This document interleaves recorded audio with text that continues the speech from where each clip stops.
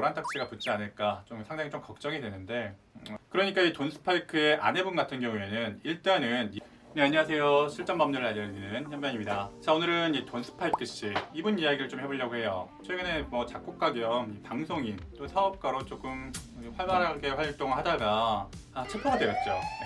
체포가 됐는데, 자, 22년 9월 26일 이 메스암페타민, 필로폰이라고 하죠. 이 필로폰을 투약한 혐의, 또 소지한 혐의, 이런 혐의로 체포가 되었습니다. 자, 체포 현장에 이 30g의 메스암페타민이 발견됐다고 하는데, 이 정도라면은 통상 1000회분의 개인이 소지하기는 상당히 많은 분량의 약이라고 볼 수가 있어요. 지금 이분의 혐의가 좀 노란 딱지가 붙지 않을까 좀 상당히 좀 걱정이 되는데, 최대한 이 순화해서 설명 좀 드려보도록 하겠습니다. 사실 오늘 가장 좀 중요하게 좀 설명드릴 것은 이분의 아내 이야기예요. 아내분은 좀 당황스럽겠죠. 최근에 6월달에 결혼했죠. 22년 6월에 결혼하고 얼마 되지도 않았는데, 다행히 혼인신고를 안 했다면은 다행이겠지만 혼인신고를 하셨다면은 좀 상당히 난처한 상황일 것 같아요. 지금 밝혀진 바에 따르면 원래 4월부터 최근까지 이 여성 접객원들과 함께 마약류를 투약했다고 합니다. 유흥업 종사자들과 같이 좀 적발되고 좀 그랬던 거죠.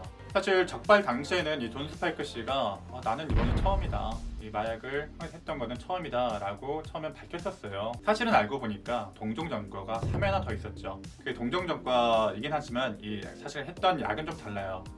약 얘기하면은 못 닦을 것 같아서 좀 그렇긴 한데, 최근에 했던 약은 메스암페타민, 우리가 필로폰이라고 하는 약이고, 한 10여 년 전에 있었던 전과의 경우에는 이 대마초였어요. 이 대마초 같은 경우에는 환각작용이 비교적 덜하기 때문에 이 필로폰에 비해서는 형량이 좀 작습니다. 일단 필로폰을 투약했을 경우에는 10년 이하의 징역 또는 1억 원 이하의 벌금에 처해지게 되어 있고요. 사실상 거의 징역형을 가게 되죠. 그에 반해서 대마초의 경우에는 비교적 환각 효과가 좀 적기 때문에 5년 이하의 징역 또는 5천만 원 이하의 벌금으로 규정이 되어 있습니다. 사실 지금 적발 당시에 30g의 필로폰을 같이 소지하고 있었다, 이것도 상당히 좀 문제가 될 수 있는데, 이게 분량상 개인이 갖고 있기에 상당히 좀 많은 분량이라고 해요. 그렇다고 한다면은 뭐 이 약을 누구에게 돈을 받고 판 것은 아니냐, 만약에 이 약을 수입했다거나 아니면은 일반입했다거나 해외에서, 또는 누구에게 팔았다면은 5년 이상의 징역 또는 무기징역까지 가능하기 때문에 상당히 중한형으로 처벌받을 수밖에 없고요. 현재까지 밝혀진 혐의는 이 필로폰, 이 10년 이하의 징역으로 볼 수가 있겠습니다. 현실적으로 동종 전과도 있고, 그렇다면 상습범이잖아요. 동종 전과가 있고 소지하고 있었던 이 양도 상당히 많기 때문에 이번에 좀 중한 처벌을 면하기가 좀 힘들 것 같습니다. 대략적으로 현재까지 밝혀진 혐의만 해도 3년 이상, 5년 이하 그 정도에서 좀 처벌을 좀 받지 않을까 좀 개인적으로 좀 생각을 좀 하고요.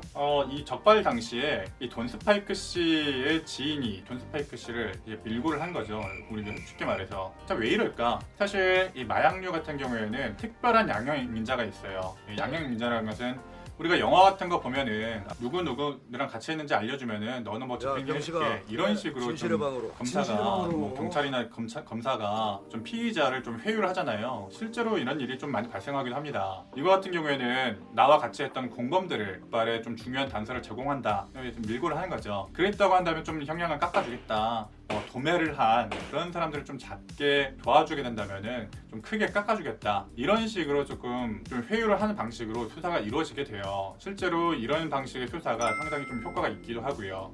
현재 이 강남권, 서울과 이 수도권에서 마약류 사건들이 계속해서 발각되고 있는데, 지금 현재 이 코로나를 틈타서 알게 모르게 우리 주변에 이런 약들이 많이 들어와 있는데, 이 코로나 이후로 이렇게 수사가 계속 전개가 되면서 그런 사건들이 계속해서 발각될 것이라고 생각합니다. 이런 디테일을 같이 알아주시면 좋을 것 같아요. 사실 오늘 가장 하고 싶었던 이야기는 이 돈 스파이크 씨의 아내의 이야기인데, 사실 억울하잖아요. 결혼한 지 지금 뭐 6월에 결혼했으니까 몇 달 안 됐잖아요. 그러면 혹시 혼인을 무효로 할 수 있지 않을까? 혼인을 취소할 수 있지 않을까? 그런 부분이 좀 궁금하실 것 같아요. 이 돈 스파이크 씨의 귀책 사유로 파혼이 발생한 것이라고 볼 수가 있기 때문에 그에 따르는 위자료 정도는 일단 청구할 수가 있어요. 다행인 상황이라고 볼 수가 있겠죠. 근데 일단 혼인 신고를 했다면 법률상 혼인이 성립됐기 때문에 그거는 상당히 골치가 아픕니다. 일단 법률상 혼인이 발생한 상태에서는 무효가 되기는 굉장히 힘들어요. 무효 같은 경우에는 요건이 굉장히 까다로워요. 혼인해서 뭐 결혼 생활을 이룰 그런 의사가 전혀 없었던 경우, 그런 경우가 아니면은 거의 혼인의 무효는 인정을 해주지가 않습니다. 그래서 현실적으로 혼인 무효를 청구하는 게 굉장히 좀 어렵고 정말 특별한 경우가 아니고서는 추천드릴 수가 없습니다. 다만 이 경우에는 이혼 소송 같은 경우에는 당연히 가능할 것 같고요. 혼인의 취소까지도 한번 생각을 좀 해볼 수가 있을 것 같아요.